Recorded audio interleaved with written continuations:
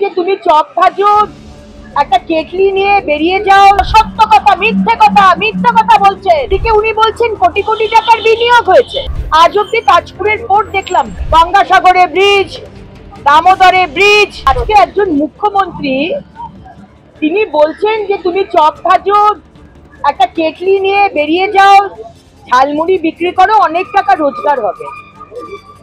মানে উনি বলেন যে উনি খুব শিক্ষিতা, উচ্চ শিক্ষিতা, সেন্ট জর্জিয়া কি ইস্ট জর্জিয়া ইউনিভার্সিটি থেকে পাশ করেছেন, কিন্তু মানসিকতাটা এত সংকীর্ণ, তার কোনো এক্সপোজার নেই, তো কোনো এক্সপোজারই নেই।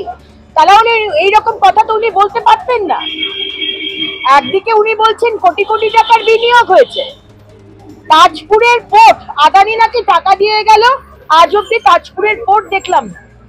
মানে একটা ফাউন্ডেশন স্টোন লাগানো হয়নি। আজকে দেওচা পাচামি দেখে এসুন, এখনো অব্দি টেন্ডার হয়নি। আবার কুমিরছানা, এবছরে নতুন কুমিরছানা দেখাচ্ছেন। গঙ্গাসাগরে ব্রিজ, দামোদরে ব্রিজ, এমএসএমই, এত লক্ষ কোটি টাকার বিনিয়োগ। আরে কোথায় হিসেবটা তো দিন, কোন সেক্টরে হয়েছে, কত ইনভেস্টমেন্ট হয়েছে সেটা দিন, কত খরচা হলো, কর্মসংস্থান কত হবে, এটা কি আমাদের জিজ্ঞেস করার অধিকার নেই? অসত্য কথা মিথ্যে কথা বলছেন।